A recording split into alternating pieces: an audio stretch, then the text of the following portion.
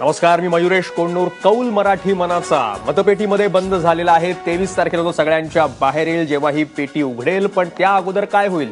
सगळ्याच राजकीय पक्षांची धाकधूक वाढवणारी एकीकडे मतदानाची घरातून बाहेर पडून खूप सारे मतदार संख्येनं आज मतदान केंद्रापाशी पोहोचले. त्यामुळे राजकीय पक्षांची धाकधूक वाढली असतानाच तिकडं ॲक्सिस आणि इंडिया टुडेच्या पोलमध्ये काही आकडे समोर आले आहेत आणि आश्चर्यकारक काही धक्कादायक निकाल समोर दिसत आहेत. त्यानुसार मुंबईमध्ये पहिल्या नंबरसाठी शिवसेना आणि भाजपमध्ये काट्याची टक्कर असणार आहे. मात्र इथं कुणालाही स्पष्ट बहुमत मिळणार नाहीये असा हा पोल म्हणतो आहे. शिवसेनेला 86 ते 92 जागा तर भाजपला 80 ते 88 जागांचा अंदाज वर्तवण्यात येत आला आहे. अगदी मागे पुढे आहेत हे दोन्ही पक्ष. तिकडे पुण्यात आणि नागपुरात मात्र कमळ फुलेल, भाजप बहुमतापाशी पोहोचेल असा अंदाज वर्तवलेला आहे. एकंदरीत आतापर्यंत या ॲक्सिस आणि इंडिया जो एक्झिट पोल आलेला आहे त्याचे आकडेवारी काय त्याच्यावर एक नजर टाकूयात. सगळ्यात पहिल्यांदा मुंबईमध्ये जाऊयात. मुंबईत काय होणार? महाराष्ट्राचं नाही, देशाचं लक्ष इथं लागलं होतं. शिवसेनेला 80 ते 92 जागा मिळतील. भाजप मागच्या वेळेस 31 जागा मिळाल्या होत्या, थेट 80 ते 88 जागांपर्यंत पोहोचतोय. शिवसेनेच्या अगदी काही जागा मागे.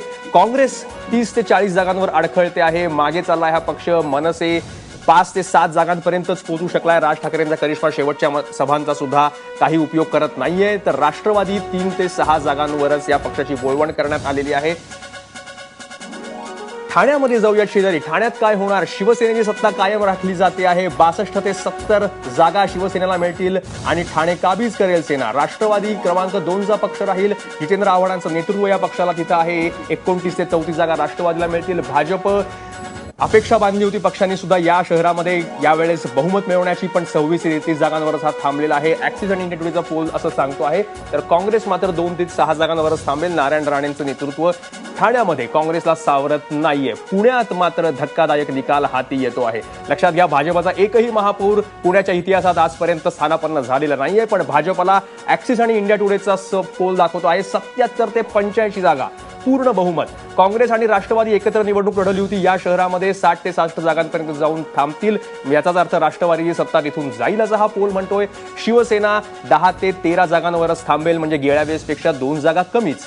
मनसे मागच्या वेळेस 27 जागा मिळवल्या होत्या, 3 ते 6 जागांवर जाऊन थांबेल. आणि बाकीचे पक्ष जे आहेत किंवा अपक्ष ते 1 ते 3 जागा घेतील. पण भाजपची पूर्ण सत्ता ही पुण्याची बातमी आहे. नागपूरमध्ये फरक काहीच पडत नाहीये. भाजपचा गड आहे तो भाजप राखतोय असं दिसतं आहे. 98 ते 110 जागा भाजपला मिळतील. काँग्रेस 35 ते 41 आणि शिवसेना 2 ते 4 जागा. नितीन गडकरी आणि नागपूरचे असलेले मुख्यमंत्री देवेंद्र फडणवीस या पोलकडे बघून निश्वास टाकतील. सगळ्यांची नजर आहे अर्थातच की काय होईल 23 तारखेला. आणि त्याच्यामुळे लगेचच आज मतदान झाल्या हा जो ॲक्सिस आणि इंडिया टुडेचा पोल येतो आहे त्याच्याकडे सगळ्यांचं लक्ष लागलेलं होतं. आणि मुंबईमध्ये काय होणार ते परत बघूयात. पुन्हा एकदा मुंबईचे आकडे काय सांगत आहेत या सर्व्हे मधले. आपण परत तिथं जाऊयात. 86 ते 92 जागा शिवसेनेला मिळत आहेत. शिवसेना क्रमांक 1चा पक्ष राहील, पण भाजप फार मागे नाहीये. 80 ते 88 जागा, तब्बल 50 जागा गेल्या वेळेसपेक्षा जास्त मिळतील भाजपला. काँग्रेस 30 ते 34 जागा, मनसे 5 ते 7 जागा आणि राष्ट्रवादी 3 ते 6 जागा. याच मुंबईच्या पोलविषयी आता आपल्याला अगोदर बोलायचं आहे. काय होईल? प्रत्यक्ष आकडे येतील 23 तारखेलाच. आपण जाऊयात. भाजपचे प्रवक्ते आहेत आपल्यासोबत, त्यांच्याकडे. मुंबईमध्ये आपला पोल काय सांगत होता आणि हे जे आहेत तुम्हाला जवळपास बहुमतापर्यंत नेत आहेत, पण शिवसेनेच्या काही जागा अलीकडेच थांबवत आहेत. या पोलकडे भाजप कसं बघतं? खरं सांगायचं, मगाशी मी ही चर्चा सुरुवातीला सांगितलं की हे आज आलेले एक्झिट पोल्स आहेत, हे खरे आकडे नाहीत. आपण 23 तारखेला थांबावं लागेल. पण मतदान सकाळपासून सुरू झालं. म्हणजे सकाळचा किस्सा मी तुम्हाला सांगायला हरकत नाही. नॉर्मली मी मुंबईत आल्यापासून आणि मतदान करायल्यापासून सकाळी पहिल्यांदा जाऊन मतदान करायची माझी सवय आहे की सकाळी पहिलं मतदान हाऊस आणि ती आहे की पहिलं जाऊन आपण मतदान करायचं. त्या पद्धतीने मी दरवेळी सकाळी जातो, पहिल्यांदा मतदान करतो. आज सुद्धा मी 7:30ला मतदान करायचं होतं, त्यावेळी मी 7:15ला तिथे पोहोचलो आणि तिथे बघितलं माझ्या अगोदर 3 लोक ऑलरेडी रांगेत उभे होते. हे सकाळचं म्हणजे. आणि त्यानंतर मी मतदान करून बाहेर पडलो तर रांगा तिथे लागायला सुरुवात झाली होती. ज्या पद्धतीचं मतदान म्हणजे दोन वेळी सरासरी 45% मतदान महापालिकेला झालं होतं 2007-2012ला. पण यावेळी ज्या पद्धतीने मतदान यावेळी होत होतं आणि ते 50% क्रॉस होणार हे अंदाज येत होता, त्याच वेळी परिवर्तन होणार जो आम्ही एक साधारणतः नारा दिला होता हे जाणवत होतं. स्पष्ट बहुमताकडे आता 114 शेवटी आता निकाल म्हणजे आता मतदान झालेलं आहे. मी उगाच मी 150 जागा मिळणार असं म्हणण्याने काही फरक पडणार नाही. पण तरी सुद्धा मी सांगतो की जो आत्ता आमचा फीडबॅक येतोय, आमच्याकडे आता फीडबॅक घेणं सुरू आहे, जो दुपारपासून 3 नंतर घेणं सुरू आहे, काय मतदान काय होतंय काय त्यानुसार मुंबईमध्ये आम्हाला घवघवीत यश मिळतंय. हा या आकड्याचा आम्ही सन्मान करतो. एक्झिट पोल दिलेला तो प्रश्नच येत नाही. क्षणभरासाठी गृहीत धरलं की हा आकडा खरा आहे असं जर गृहीत केशवराव, मी धरलं. तुम्हाला 1 मिनिट थांबवतोय. आपले मुंबईचे अध्यक्ष आशिष शेलार आता आपल्यासोबत आहे. शेलार सर, स्वागत आहे एबीपी माझाच्या या कौल मराठी मनाच्या मध्ये तुमचं. मला अपेक्षा आहे तुमच्यापर्यंत सुद्धा हे आकडे आतापर्यंत पोहोचले असतील. इंडिया टुडे आणि ऍक्सिसनं एक्झिट पोल केलेला आहे आणि त्यात भाजपला तब्बल 80 ते 88 जागा मिळणार असं दिसतंय. शिवसेना 86 ते 92 जागांपर्यंत. आपल्याला अगदी काही कमी मिळतंय, पण मागच्या वेळेसपेक्षा भरघोस मतदान आपल्या पदरात घातलेलं आहे मुंबईकरांनी असं दिसतं आहे. या सर्व्हेबद्दल आपलं काय म्हणणं आहे? एक्झिट पोल आहे हा मतदानानंतर लगेचच काही तासामध्ये केलेला. मला या एक्झिट पोलची माहिती नाही, त्याबद्दलचं पूर्ण माहिती मी घेतलेली नाही आणि त्यामुळे या विषयावर न बोलणंच मी पसंत करेन. पण तरी आतापर्यंत आपण मतदानाचा जो आढावा घेतला असेल, आपल्या पक्षाची आपली आकडेवारी काय आहे? त्या दिवशी मी या विषयावर इत्थंभूत बोललोय. आज मी मुंबईकरांचे धन्यवाद व्यक्त केले आहेत की ज्या पद्धतीने मुंबईकरांनी परिवर्तनाच्या साधेला प्रतिसाद दिला आणि गेल्या निवडणुकीमध्ये 2012 मध्ये 44-45% मतदान झालं. आज ते 52-53% पोहोचतंय अशी माहिती येते आहे. याचा अर्थ परिवर्तनाची मतं वाढली आहेत आणि आमच्या साधेला मुंबईकरांनी प्रतिसाद दिलाय अशा पद्धतीचं चर्चा चित्र दिसत आहे. गेल्या वेळेसपेक्षा जवळपास 7 ते 8% मतदारांची टक्केवारी वाढलेली आहे मुंबईमध्ये. ही वाढलेली टक्केवारी कोणाच्या पदरात गेली असं आपण मानता? भारतीय जनता पक्षानेच परिवर्तनाची साथ दिली होती. अन्य कुठल्याही पक्षाने इतक्या मोठ्या प्रमाणात परिवर्तनाची साथ दिली नव्हती. पारदर्शक कारभार आणि परिवर्तन या मुद्द्यावर भाजपचा प्रचार चालू होता आणि त्यामुळे आज दिलेला प्रतिसाद हा भाजपच्याच बाजूने असं आमचं मत आहे. आपण जरी या पोलबद्दल ऍक्सिस आणि इंडिया टुडेच्या बद्दल बोलणार नाही फार असं म्हटलं असला तरी सुद्धा एकंदरीत याच्यावर जर किंचित काही आता विश्वास ठेवला तरी बहुमतापर्यंत ना शिवसेना ना भाजप पोहोचतंय असं दिसत नाहीये. मुख्यमंत्र्यांनी कालच्या मुलाखतीमध्ये युती शक्य आहे असं म्हटलेलं होतं. आपली प्रतिक्रिया काय याच्यावर? बहुमत नाही मिळालं तर आपण एकत्र येणार आहात का? आपली अपेक्षा मी प्रतिक्रिया देणं हे स्वाभाविक आहे, पण प्रत्येक क्रियेवर प्रतिक्रिया मी दिलीच पाहिजे असं मला अपेक्षित वाटत नाही आणि त्यामुळे आज तरी मी त्याच्यावर प्रतिक्रिया देणार नाही. प्रतिक्रिया नाही, शक्यता तरी व्यक्त करू शकता एकत्र येणार आहात किंवा नाही? जनता पक्षाचा विजय होईल हीच शक्यता, हाच निर्णय जनतेच्या मनातला आहे. अगदी पुन्हा एकदा थोडक्यात विचारतो की जर गरज पडली प्रॅक्टिकली सत्ता मिळवण्यासाठी तर आपण एकत्र याल किंवा नाही? बहुमत मिळेल याच भावनेने आम्ही काम केलंय. पूर्ण बहुमत, संपूर्ण विकास हा आमचा नारा आहे आणि म्हणून मुंबईकर जनता त्याच गोष्टीला प्रतिसाद देईल असं आमचं मत आहे. ठीक आहे, आपण बहुमत मिळेल भाजपला असं पुन्हा पुन्हा म्हणतात. ही जी टॅली आहे या एक्झिट पोलमधनं आलेली त्याच्यात 80 ते 88 जागा भाजपच्या खात्यामध्ये दाखवल्या आहेत. जो आपला अंदाज आहे, आपली जो नेटवर्क आहे त्यातून आपला आकडा काय असेल बहुमताच्या पुढचा म्हणजे किती? कुठल्याही एक्झिट पोलवर आज मी भाष्य करणार नाही. भारतीय जनता पक्षाच्या प्रचारातल्या भूमिका मी या ठिकाणी विशद केल्यात. एक दिवस आपण थांबल्यावर परवा आपल्याला सगळे आकडे स्पष्ट होतील. भाजप नक्की मी जिंकेल. या एक्झिट पोल बद्दल आपल्याला विचारत नाही. भाजपचा अंदाज काय आहे? किती संख्या आपल्या जागांची असेल? स्पष्ट बहुमत, पण आकडा? पूर्ण बहुमत. आपण यासाठी प्रतिक्रिया किंवा शक्यता वर्तवू इच्छित नाही आहात की हा पोल अजूनही म्हणतोय की शिवसेनाच क्रमांक 1चा पक्ष असेल आणि भाजपपेक्षा काही जागा शिवसेनेला जास्त मिळतील म्हणून? असं आहे की त्या एक्झिट पोलने आपलं काम केलं, मला त्याच्यावर भाष्य करायचं नाही. आपण याच्यावरची चर्चा करताय हे योग्य आहे, त्याच्यावरही मला बोलायचं नाही. माझ्या पक्षाची भूमिका पूर्ण बहुमताची आहे. आमचा विश्वास मुंबईकरांवर आहे. ठीक. आणखी एक महत्वाचा प्रश्न आशिषजी की एकतर मतदाराची टक्केवारी तर वाढली आहे, 7 ते 8% मुंबईचं मतदान वाढलंय. दुसरीकडे या सगळ्यात एक गंभीर प्रश्न होता तो म्हणजे जवळपास 11 लाख मतदारांची नावं ही यादीतनं गायब झाल्याचं पाहायला मिळते. 11 लाख हा खूप मोठा आकडा आहे. याच्यामुळे मतदानाचे निकाल सुद्धा बदलू शकतात. भाजपला याची कल्पना अगोदर आली नव्हती का? शिवसेनेचं म्हणणं की त्यांची कल्पना आली होती, त्यांनी तक्रार केली होती. भाजपला याची कल्पना आली होती किंवा नव्हती? मला वाटतं कुठल्या पक्षाने तक्रार केली याच्यावर पुन्हा एकदा मी रिॲक्ट होणं आवश्यक नाही. निवडणूक आयोगाने केलेल्या कामावर सार्वजनिकरित्या भाष्य करणं योग्यही नाही, पण अजून चांगलं काम झालं असतं तर मुंबईकरांची सोय झाली असती असं नक्की मी म्हणेन. नावं वगळली की जाणं किंवा मतदार यादी अंतिम स्वरूपातली प्रदर्शित व्हायला लागलेला वेळ, ऐन वेळेला बदललेलं वोटिंग सेंटर्स, स्लिप्सच्या वाटपातला झालेला घोळ, या सगळ्याचा परिणाम सुद्धा झालाय. तरी आशादायी एवढंच आहे की पूर्वी 40% लोक मतदान करून 100% लोक प्रतिसाद मागायचे.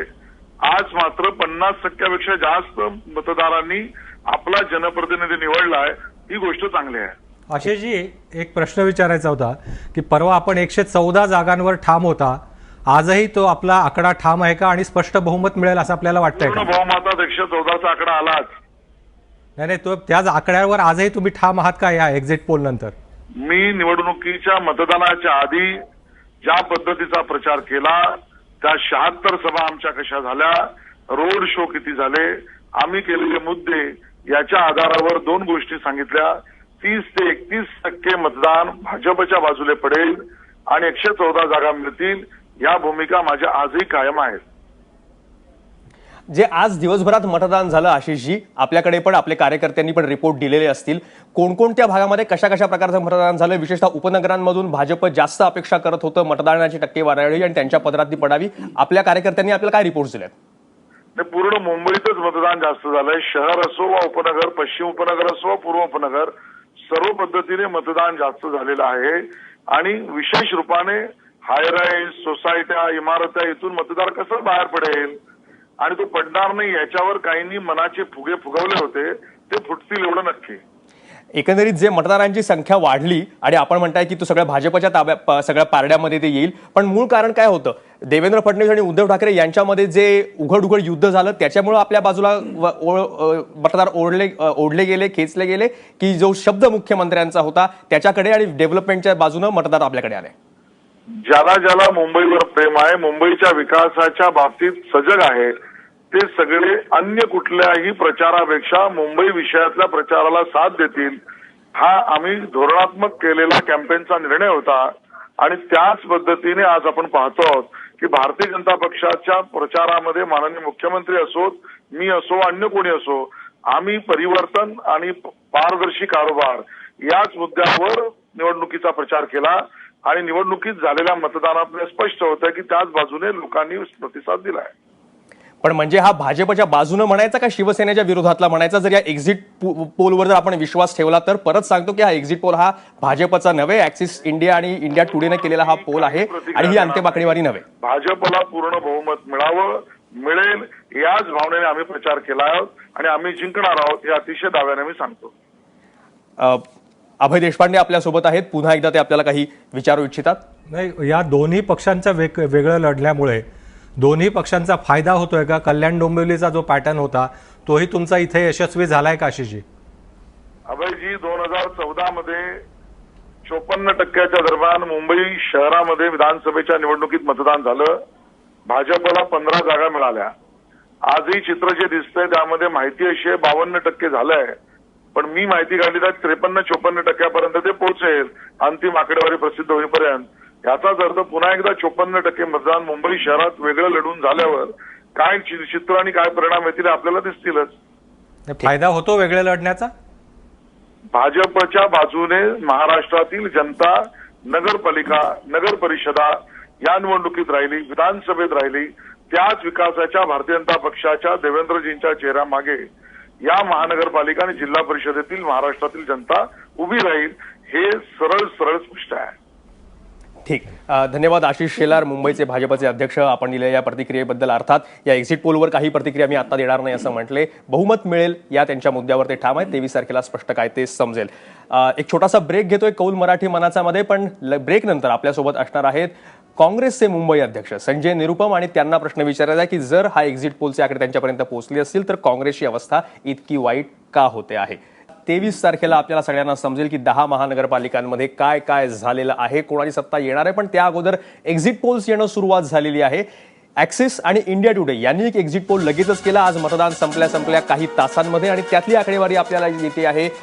मुंबईसाठी सगळ्यात धक्कादायक निकाल समोर येत आहेत ते म्हणजे शिवसेना 92 ते 86 जागांवर राहील, तीच सगळ्यात सिंगल लार्जेस्ट पार्टी राहील. पण भाजप मागून येऊन किती पुढे गेलाय तर 80 ते 88 जागा भाजपच्या पारड्यात मुंबईकर टाकतील असा हा एक्झिट पोल म्हणतो आहे.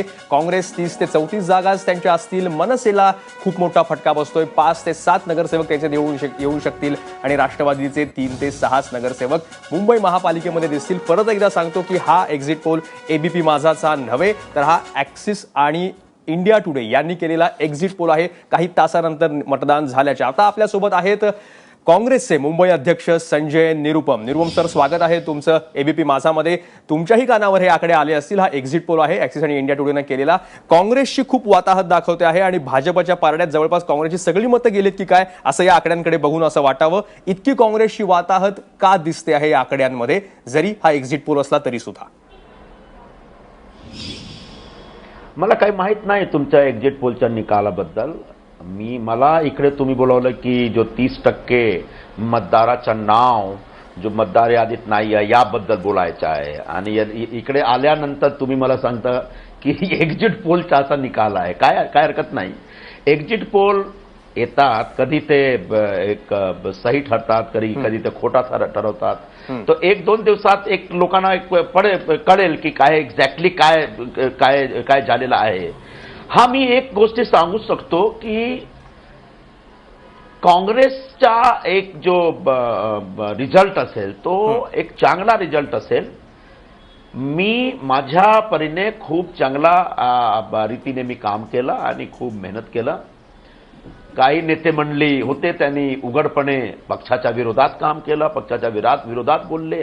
तो त्याचा एक परिणाम, त्याचा एक असर होईल निकालावर. पण एवढा मोठा असर होईल मला असं वाटत नाही.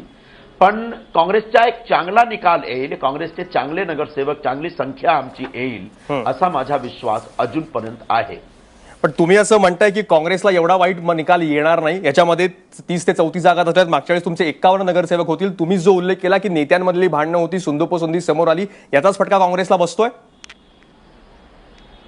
हा मी सांगितलं ना तुम्हाला की एक चांगला म्हणजे 1 नंबरचा पक्ष आम्ही आहोत.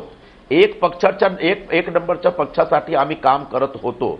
पण काही लोकांनी जाणून बुजून शिवसेनेचे सांगितल्यावर, भाजपचे सांगितलं, मला माहित नाही कोणाच्या सांगितल्यावर काय केलं त्यांनी. पण त्यांनी पक्षाचा एक जो मैंने पार्टी का जो एक कामकाज होता है उसको प्रभावित किया जाए, पार्टी के कैडर को डिस्टर्ब किया जाए, पार्टी का चुनाव प्रभावित हो, इस प्रकार का काम किया जाए, ऐसा किया गया है. और इसकी जानकारी एक मिनट इसकी जानकारी मुंबई से लेकर दिल्ली तक सबको है और बहुत खुल करके किया गया, जो कि बहुत ही दुर्भाग्यपूर्ण बात है. ऐसा नहीं होना चाहिए था. हाँ, मैंने एक व्यक्तिगत तौर पर एक अध्यक्ष के नाते जो प्रयास करना था, जो सिंसियरिटी के साथ काम करना, तो अपन ने किया है. और मुझे पूरा विश्वास है कि मुंबई के लोग एक अच्छा रिजल्ट देंगे, कांग्रेस को अच्छा प्रतिसाद देंगे. म्हणजे तुम्हाला असं वाटतं की सगळ्यांनी जर एक दिलानं काम केलं असतं, एकत्र राहून काम केलं असतं तर याच्यापेक्षा जास्त चांगली अवस्था काँग्रेसची असती? बिल्कुल. सभी नेता लोग अगर मिलजुल के काम करेंगे तो निश्चित तौर पर पार्टी का काम अच्छा होगा. और मैंने हमेशा प्रयास किया. लेकिन कुछ लोगों ने शायद तय कर लिया था कि संजय निरुपम को हराना, ये भूल गए कि संजय निरुपम नहीं, पार्टी हार रही है, पार्टी को हराने में लगे आप. तो पार्टी के खिलाफ जानबूझ के, पार्टी के उम्मीदवारों के खिलाफ, पार्टी के खिलाफ मीडिया में जाना, ये जो हरकतें की हैं लोगों ने, ये किसी निष्ठावंत कार्यकर्ता या नेता का काम नहीं हो सकता. संजयजी, महापालिकेतल्या 20 वर्षाच्या गैरकारभाराबद्दल शिवसेनेच्या विरुद्ध भाजपाने जे कॅम्पेन केलं या निवडणुकीमध्ये, खरं तर विरोधी पक्षनेते म्हणून तुम्ही काँग्रेसचा तो कॅम्पेन असायला पाहिजे होतं. ते कॅम्पेन करण्यात किंवा महापालिकेतल्या भ्रष्टाचाराच्या संदर्भात बोलण्यात तुम्ही कमी पडलात हे तुम्हाला मान्य आहे का? आणि दुसरं असं आहे की विरोधी पक्षाची भूमिका बजावताना या निवडणुकीमध्ये तुम्ही कुठेही विरोधी पक्ष जाणवत नव्हता. पक्षाच्या अंतर्गत भांडणामध्येच हे पूर्ण निवडणूक निघून गेली असं वाटतंय तुम्हाला? तोच मी सांगितलं ना तुम्हाला, कि क्या हुआ कि 2 साल से मैं अध्यक्ष हूं और लगातार शिवसेना बीजेपी के खिलाफ मैं अपना कैंपेन करता रहा. शिवसेना बीजेपी के कामकाज, उनके भ्रष्टाचार, उनके निकम्मेपन के खिलाफ मैंने खूब अभियान चलाया. लेकिन बार बार उठा के पक्ष के अंतर्गत वाद विवाद में मुझे घसीटने की कोशिश की गई. और बाकी कई नेता ऐसे थे जिनका कोई योगदान नहीं, कोई प्रयत्न नहीं, कोई प्रयास नहीं, कोई सहयोग नहीं. तो आपका पॉइंट सही है कि पूरा कैंपेन पार्टी के अंतर्गत वाद विवाद में ही निकल गया, जो कि बहुत दुर्भाग्यपूर्ण है और जानबूझ के किया गया। मैं आज बता रहा हूं आपको, मैंने बोला था 21 तारीख के बाद बोलूंगा मैं। दूसरा बड़ा इशू यह है कि आप ये नहीं कह सकते कि हम शिवसेना भाजपा के पूरे कारभार के खिलाफ हमारा कोई कैंपेन ही नहीं था। अच्छा कैंपेन था, मेरे पास सीमित संसाधन थे, मेरे पास बीजेपी की तरह 500 करोड़ रुपए नहीं थे, शिवसेना की तरह 100 करोड़ रुपए मेरे पास नहीं थे।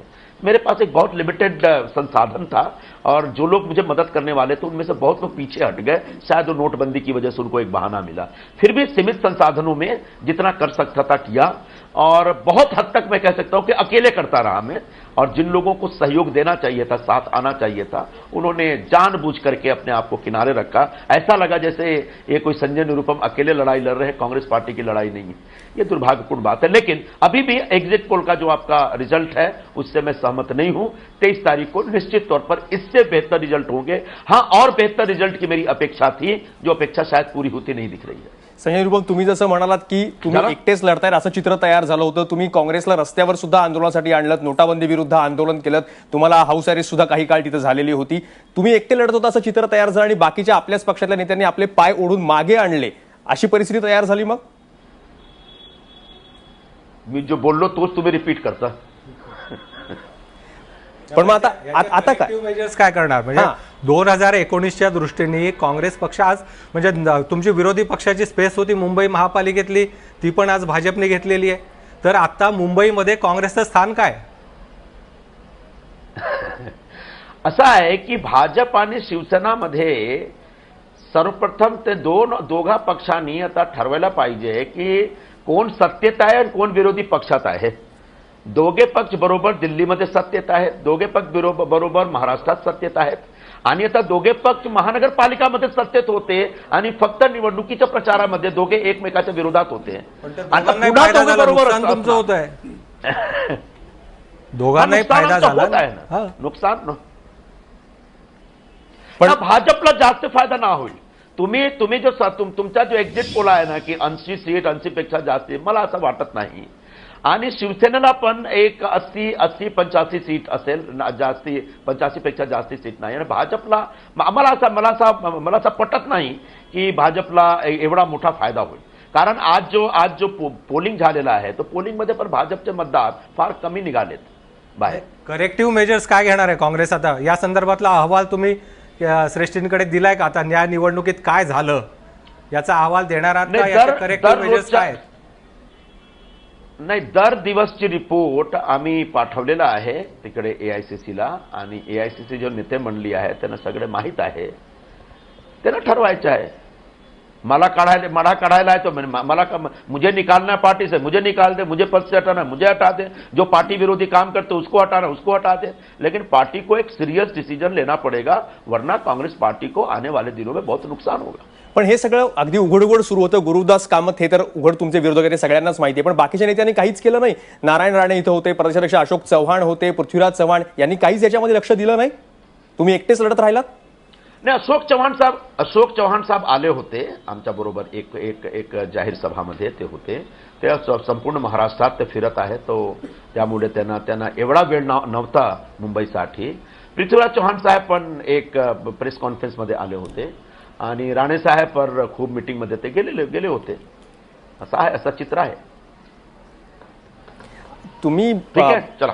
नाही, जरी तुम्ही म्हणता की बाकी सगळे हे फॅक्टर्स होते, काही जणांनी असे आरोप केले जे तुमच्या विरोधातले पक्षातले आहेत की तुम्ही एककल्ली कारभार आहात, सगळं संजय निरुपम मनमानीप्रमाणे पक्ष चालवत आहे आणि त्याच्यामुळे आम्हाला इथं काम करता येत नाहीये, त्याच्यामुळे पण असं झालं असेल।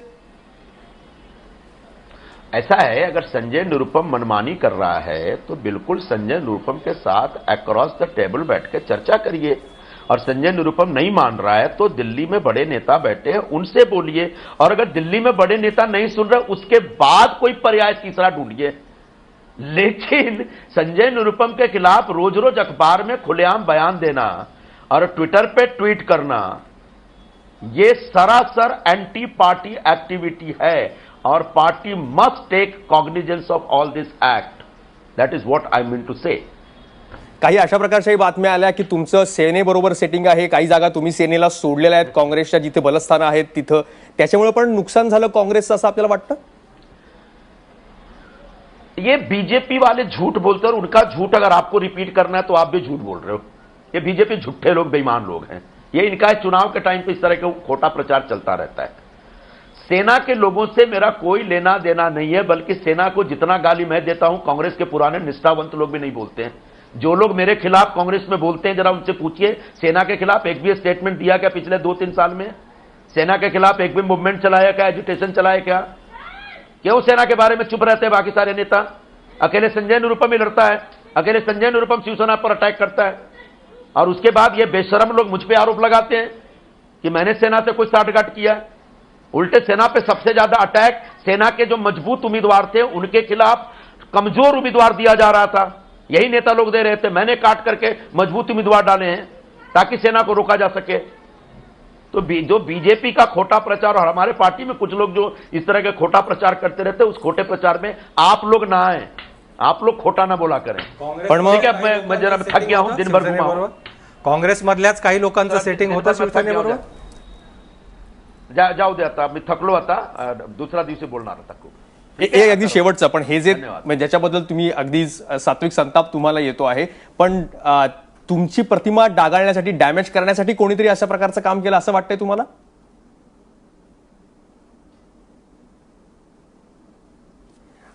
संजय निरुपम आता आपल्या सोबत होते. काँग्रेसशी एकंदरीत का, अर्थात अंतिम निर्णय आलेला नाहीये, पण काँग्रेसशी वातावत होईल असंच एका प्रकारचं अँटिसिपेशन त्यांच्या बोलण्यामध्ये होतं, आणि पक्षांतर्गत ज्या काही घटना घडल्या त्याच्यामुळेच अशी परिस्थिती आली असं त्यांचं रोखठोक मत होतं. अर्थात काँग्रेस त्याच्यावर काय पक्षांतर्गत कारवाई करतं हे पाहणे महत्त्वाचं ठरेल. दरम्यान पुन्हा एकदा आपण जो ॲक्सिस आणि इंडिया टुडेचा एक्झिट पोल येतो आहे त्याच्यावर नजर टाकूयात. हा एबीपी माझाचा एक्झिट पोल नाहीये, परत एकदा सांगतो. शिवसेना 86 ते 92 जागा सिंगल लार्जेस्ट पार्टी असेल. भाजपच्या खात्यामध्ये 80 ते 88 जागा या एक्झिट पोलनं दाखवलेल्या आहेत. ही यातली बातमी आहे. आणि सोबतच काँग्रेसला जवळपास 20 पेक्षा अधिक जागांचं नुकसान होतंय. 30 ते 34 जागांपर्यंतच काँग्रेस थांबेल. आणि मनसे 5 ते 7 जागा, त्यांना सुद्धा 20 पेक्षा अधिक जागांचं नुकसान होत आहे. आणि राष्ट्रवादी 3 ते 6 जागा. ॲक्सिस आणि इंडिया टुडेचा हा एक्झिट पोल सांगतो आहे. पुण्याच्या एक्झिट पोल विषयी आपण बोलूया, जो केलाय इंडिया टुडे आणि ॲक्सिसनं. पुण्यामध्ये आजपर्यंत भाजपचा महापौर कधीही झाला नाही. तिथं भाजपला 77 ते 85 जागा दाखवत आहे आणि संपूर्ण बहुमत हा पोल दाखवत आहे. काँग्रेस आणि राष्ट्रवादी सत्तेपासून लांब राहत आहेत. ज्यांची सत्ता आता पुण्यात आहे 60 ते 66 जागा त्यांना. शिवसेना 10 ते 13 जागांवरच त्यांची बोलवण होते आहे. मनसे मागच्या वेळेस क्रमांक 2चा पक्ष राहिला, 3 ते 6 जागांवरच ते अडतील, तर 1 ते 3 इतर किंवा अपक्ष यांना जागा मिळतील. पुण्यामध्ये आपण जाऊयात. आता आपल्यासोबत आहेत काँग्रेसचे प्रवक्ते रत्नाकर महाजन, सोबत अंकुश काकडे सुद्धा आहेत राष्ट्रवादी काँग्रेसचे. अंकुश काकडे, जरा आपण त्याच्याकडे पाहिलं या आकड्यावाल्यांकडे, तर आपली सत्ता, राष्ट्रवादी सत्ता जाते आहे असा हा एक्झिट पोल तरी म्हणतोय, जो काही मिनिटांमध्ये केलाय मतदानानंतर. नाही मयुरेश, आपण जे सुरुवातीला म्हणाला की पुण्यामध्ये आजपर्यंत कधी भारतीय जनता पक्षाचा महापौर झाला नाही, ती वस्तुस्थिती पुढे सुद्धा चालू राहील. या मुद्द्याच्या निकालानंतर देखील भारतीय जनता पक्षाचा महापौर पुणे महापालिकेत आपल्याला पाहायला मिळणार नाही. हे जरी आकडे या ठिकाणी नेल्सन आणि एनडीटीव्हीने दिलेले असले तरी त्याच्यामध्ये आम्हाला काही फारसं वाटत नाही. ठीक आहे, त्यांनी त्यांचं काम केलेलं आहे, परंतु पुण्यातली सर्व परिस्थिती पाहिल्यानंतर पुण्यामध्ये कोणत्याही परिस्थितीमध्ये राष्ट्रवादी काँग्रेस आणि काँग्रेस पक्ष हा महानगरपालिकेमध्ये निश्चित सत्तेवरती येईल. आता सर्व ईव्हीएम मशीन मध्ये सर्व आता त्या ठिकाणी बंद झालेलं आहे. उद्याचाच दिवस फक्त बाकी आहे. परवा आपल्याला ते चित्र स्पष्ट त्या ठिकाणी पाहायला मिळेल. नाही, अर्थात काकडे, आपण जसं म्हणालात की हा एक्झिट पोलच आहे, हा केलाय इंडिया टुडे आणि ॲक्सिसनं. नक्की आकडेवारी परवा आपल्याला येईलच. पण जर मागच्या 2 निवडणुका पाहिल्या, एक तर लोकसभेची आणि त्याच्यानंतर झालेली विधानसभेची, दोन्हीकडे पुण्याची पुणे जे आहे ते आपण बघितलं भाजपकडे झुकलं होतं. 2 लाखाचं मतदान लोकसभेच्या वेळेस, 8 आमदार आले होते विधानसभेला. तर तेच काहीसं पुढे ठरलंय, जातं आहे चित्र, असं या एक्झिट पोलवरनं समजत नाही. नाही, या एक्झिट पोलवरतून तेच स्पष्ट होत नाही. जरूर लोकसभेला किंवा विधानसभेला भारतीय जनता पक्षाला घवघवीत यश मिळालं, परंतु गेल्या 2-2.5 वर्षामध्ये त्या ठिकाणी असलेला खासदार किंवा त्या ठिकाणी असलेले पक्षाचे 8 आमदार, एक पालकमंत्री, आणखी एक केंद्रीय मंत्री यांनी पुण्यासाठी कोणतेही असं विशेष योगदान केलं नाही. मागाच्या चर्चेमध्ये त्या ठिकाणी केशव उपाध्यायांनी सांगितलं की आमच्या पुणे शहरातल्या भारतीय जनता पक्षाच्या 8 आमदारांनी खूप विकासाची कामं त्या ठिकाणी केलं. माझं त्यांना आव्हान आहे की पुण्यासाठी या 8 आमदारांनी राज्य सरकारकडनं केलेले एखादं भरीव काम जरी दाखवलं तरी या ठिकाणी आम्ही म्हणू ते आपण म्हणाल. परंतु तशी कुठली परिस्थिती नाही. पुणेकरांच्या बद्दल या 8 आमदारांबद्दल आणि राज्य सरकारबद्दल अतिशय नाराजी आहे. आपण पाहिलं ठीक. शेवटच्या दिवशी सभेला त्या ठिकाणी पुणेकरांनी दिलेला त्यांना प्रचंड प्रतिसाद हा आपण पाहिलाय. की त्या ठिकाणची नांदी होती निकालाची. आज मतदान झालंय. 23 तारखेला चित्र स्पष्ट होईल. या ठिकाणी आमच्या मनामध्ये कुठलीही शंका नाही. ठीक ठीक एक्झिट पोल काही येतील, परंतु पुण्यामध्ये आम्ही काँग्रेस आणि राष्ट्रवादी काँग्रेस पक्ष त्या ठिकाणी निश्चित सत्ता स्थापन करू. ठीक आहे. त्यामुळे अंकुश काकडे हा पोल मानायला तयार नाही, पण बहुतेक दुसरे काकडे हा पोल नक्की मानतील, जरी हा एक्झिट पोल असला, अंतिम आकडेवारी नसली सुद्धा.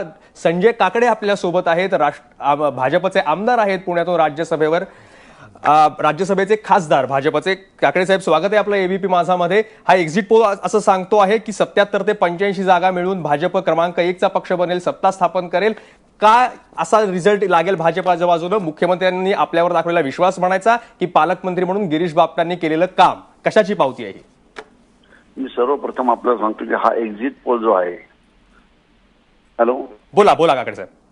हा एक्झिट पोल आहे, हा आपल्याला गुरुवारी फायनल कळेल. माझा स्वतःचा असा सर्वे की 90 ते 95 आमची येतील. आणि तुम्ही पाहताय की अंकुश काकडेंच्या चेहऱ्यावर पण कळतंय की अंकुश काकडे ना 50च्या वर जागा मिळणार नाही. आघाडीला त्यांच्या आघाडीला 50च्या वर जर जागा गेल्या तर आपण बसूयाच, आपण दिसेलच सगळ्या पुणे शहराला. 50 ते 55च्या वर एकही सीट राष्ट्रवादी काँग्रेस आणि काँग्रेस मिळून 50 ते 55च्या वर जाणार नाहीये. शिवसेनेला 8 ते 10 जागा मिळतील, मनसेला 3 जागा मिळतील आणि अपक्ष 3 निवडून येतील. 90 ते 95 सीट आमची निवडून येतील. हे अंकुश काकडे, आता मी उद्या सकाळी भेटणारच आहे, पण अंकुश काकडेंना माझं हे विनम्रपणे सांगणं आहे की त्यांनी परवा माझ्याशी थोडंसं बोलावं 5-5:30 जेव्हा सर्व निकाली असतील. परवा दोघंही आपण इथं असाल, यात काहीच बिलकुल शंका नाही, ज्यावेळेस अंतिम आकडेवारी येतील. पण का या एक्झिट पोलवर विश्वास ठेवावा? अशी कोणती बाजू जी आहे ती पुण्यानं भाजपच्या बाजूनं कौल दिला असं आपल्याला वाटतं? सर्वात प्रथम की आमची विरोधक एवढे स्ट्रॉंग कोणीच नव्हते विरोधकांना, आणि विरोधकांनी मुद्देही मांडले नाही की यांनी गेल्या 25 वर्षात काय काम केले ते सांगितलं नाहीये. सर्व त्यांनी ज्या गोष्टी सांगितल्या ह्या सगळ्या नको त्या गोष्टी पुण्यासमोर आणल्या त्यांनी. आम्ही जी कामं काही केली ह्या 2 वर्षात 4-5 कामं तेवढी आम्ही पुढे मांडली. विरोधकांनी कुठल्याही कामाचं किंवा भविष्यात काय काम करणार कुठेही समोर आणलं नव्हतं.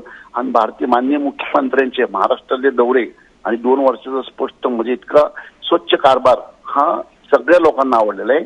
आणि संपूर्ण आपणही बघेल की मुख्यमंत्र्यांनी किती कष्ट केले होते. ह्या सगळ्या कष्टाचं फळ, मुख्यमंत्र्यांच्या प्रामाणिकपणाचं फळ हे आज तुम्हाला दिसतंय. पण हे श्रेय नेमकं कोणाचं म्हणायचं? आपलं म्हणायचं का गिरीश बापटांचं म्हणायचं? नाही, हे श्रेय मुख्यमंत्र्यांचे, ना माझे ना बापटांचे. अच्छा, पण गिरीश बापट तर पालकमंत्री आहेत. गिरीश बापट तर पालकमंत्री आहेत. पुण्याची आणि जिल्ह्याची सगळी जबाबदारी ते बघतात सरकारकडनं. बरोबर आहे, ते पाहतायत. ही एक संघटना आहे. संघटनेमध्ये आम्हाला सगळ्यांना नेमून कामं दिली होती आणि मार्गदर्शक मुख्यमंत्री होते. सगळे आमची तिकीट मुख्यमंत्र्यांनी ठरवली होती. संपूर्ण लिडिंग महाराष्ट्राचं कॅम्पिंग हे मुख्यमंत्र्यांनी केलं होतं. तेव्हा मी वैयक्तिक सर्व श्रेय हे मुख्यमंत्र्यांना देतो.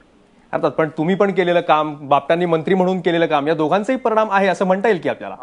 आमचं सगळं श्रेय जे आहे हे मुख्यमंत्र्यांनाच जातं. आम्ही नुसते दोघंही मुख्यमंत्र्यांचे सैनिक आहोत. त्यांनी जी जबाबदारी दिली आम्ही केली. ठीक आहे. आपण राज काकडे साहेब आपल्यासोबत. आता बरोबर शिवसेनेच्या नेत्या आहेत नीलम गोऱ्हे आपल्याबरोबर फोनवरून. नीलमताई, तुमच्या समोर पण ही आकडेवारी कदाचित आपल्यापर्यंत पण आली असेल. शिवसेनेला पुन्हा एकदा सांगतो की भाजपला 70 ते 85 जागा मिळून बहुमत मिळेल असं ते म्हणतायत. काँग्रेस राष्ट्रवादी 60 ते 66 पर्यंत थांबेल. शिवसेनेला 10 ते 13 जागा म्हणजे मागच्या वेळेसपेक्षा काही कमीच मिळतील असं हा एक्झिट पोल म्हणतो आहे. एबीपी माझाने तो केलेला नाही. आणि 1 ते 3 बाकीच्यांना मिळतील. आपण पुण्याचे आहात. शिवसेनेचा असा परफॉर्मन्स राहील जो एक्झिट पोल दाखवतो आहे की वेगळा काही राहील? एक तर पहिली गोष्ट म्हणजे एक्झिट पोलला किती मर्यादा असतात हे आपण अनेक वेळेला पाहिलेलं आहे. गेल्या लोकसभेच्या निवडणुकीमध्ये सुद्धा एखादा अपवाद सोडला तर बहुतेक सगळे एक्झिट पोल 30 ते 40% त्याच्यामध्ये फरक आलेले होते. 2009चे ते एक्झिट पोलचे अंदाज 50% चुकलेले होते. आणि त्यामुळे मला असं वाटतं की खऱ्या अर्थाने आज आता आपल्याला 1.5 दिवस चर्चा राजकीय करण्यासाठी काहीतरी विषय पाहिजे हे पण खरं आहे, कारण इतके दिवस आपण या निवडणुकांची वाट बघत होतो, दिवस रात्र बोलत होतो. पण मयुरेश, एवढं सगळं मीडियामध्ये बोलून प्रिंट मीडियात जाऊन सुद्धा मतदानाची टक्केवारी जशी पाहिजे तशी वाढली नाही. याच्यात मला असं वाटतं की राजकीय पक्षांबरोबरीने माध्यमांची पण जबाबदारी आहे. हा एक्झिट पोल जो आहे तो अत्यंत मला असं वाटतं वस्तुस्थितीवर आधारित नसलेला आहे आणि त्यामुळे आपण योग्य ती चर्चा त्याच्यावरती निवडणुकीच्या दिवशी होऊ शकते. एक्झिट पोल मुंबईमध्ये मात्र शिवसेना क्रमांक 1 चा पक्ष आहे असं म्हणतोय. 86 ते 92 जागा दाखवतोय हाच एक्झिट पोल.